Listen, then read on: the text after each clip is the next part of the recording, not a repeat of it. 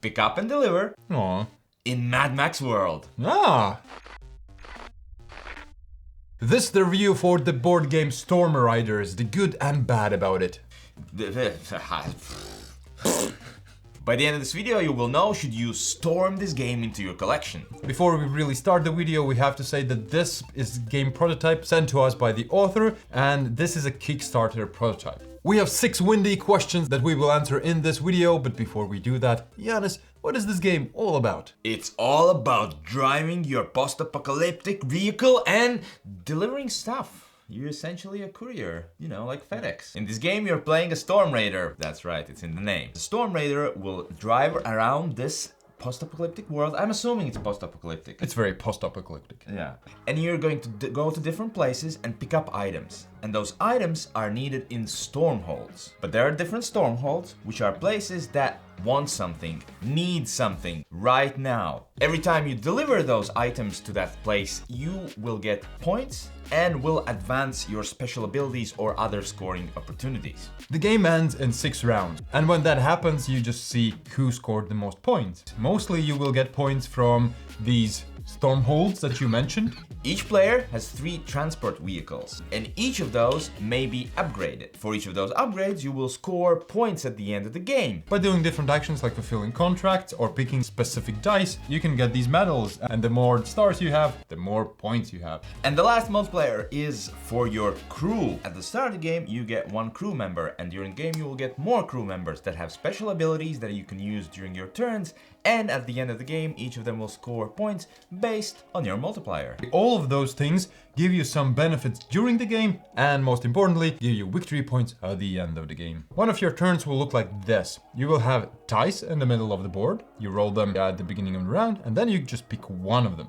Let's say I'll pick this gray 5, and I need to use it with one of my vehicles. So I pick that die and place it on my trike. And now I can move with that trike on the map and pick up some of those items that lay there, up to 2. But unfortunately, vehicles get damaged while doing their missions. Each of them has specific prerequisites to get damaged. For example, for your trike, if I use a die of value 5 or 6, it gets damaged. Why would I not use 1s and 2s and 3s and 4s all the game? Because the map is divided into regions and paths that you can take. Bigger distance you want to travel, the bigger the die you want to use. And also, each subsequent die on your vehicle needs to be higher than the previous. So sadly, you won't be able to ride on those low numbers and not get damaged. The cool part is, by fulfilling contracts, you can get mods and upgrade the vehicles and then receive less damage while using those vehicles. And each of the vehicles also has a special ability that breaks the game in one way or another.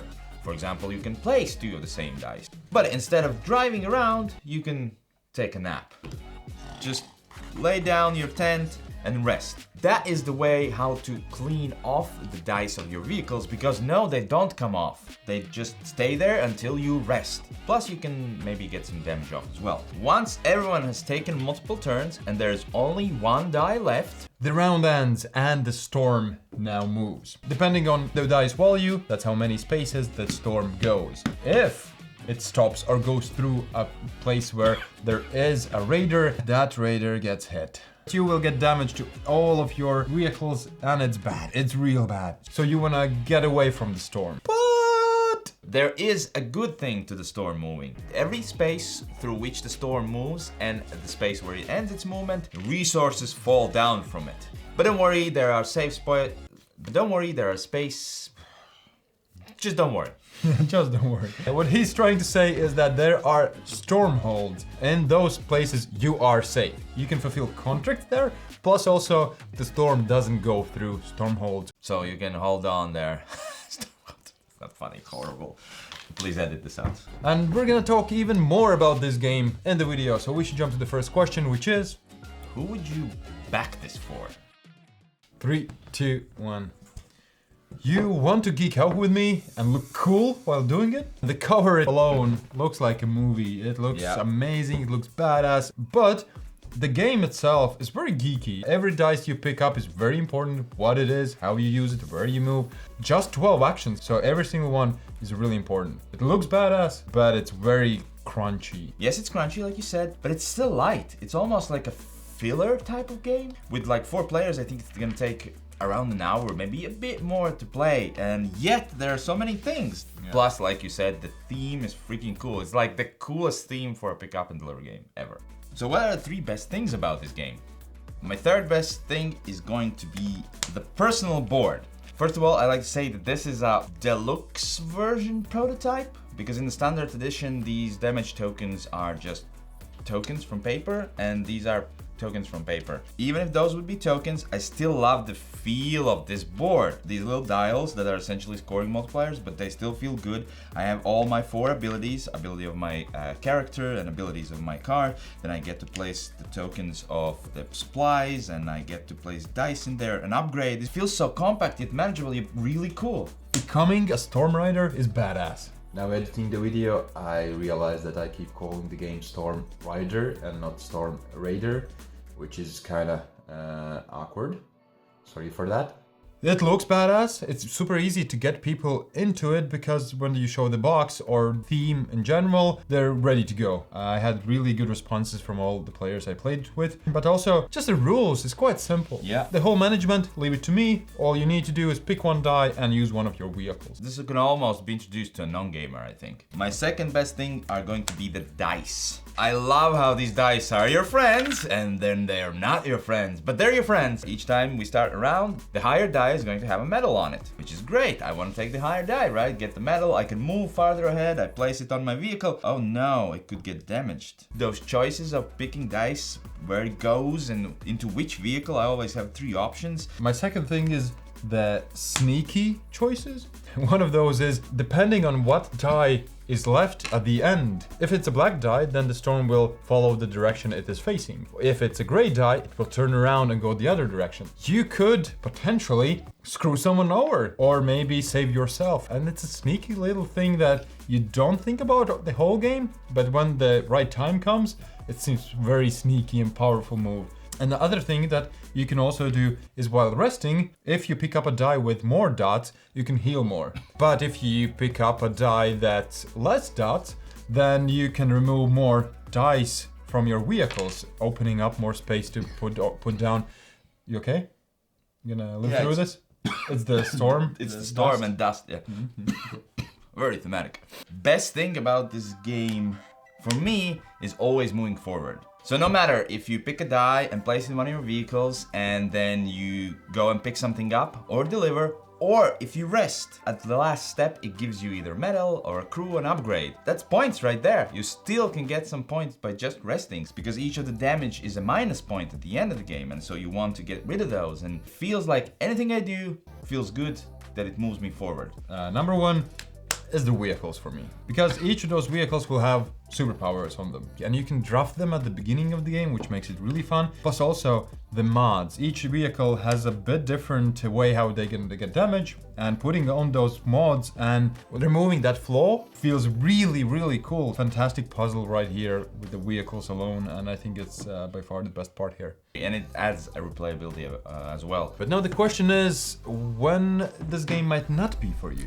I guess we'll tell them. Well, I guess we will. No, we will. I decided. Let's do it. Let's do it. Let's tell them. Only because you said so. Yeah. Otherwise, we would have skipped this part. And that Storm Rider life is not easy. It's a tough one because you only get 12 actions. And it's very important what decisions you make from the beginning of the game. If you place yourself in a stronghold where there's not those resources that you need, with those contracts that you need, you will lose turns. And losing 1 of 12 turns is massive. If somebody manages to fulfill a contract just before you do, it's massive, because you will have resources that won't fit other contracts, so you're taking like 2-3 turns back. You have to think about everything all the time. I agree, and I'm gonna add on top of that random. It might not be your fault. It might be just a random. The correct resources just fell down from the storm for that player and he's closer. You didn't get the die you wanted. It might happen because you were unlucky. Also, sometimes there will be moves where you don't do much.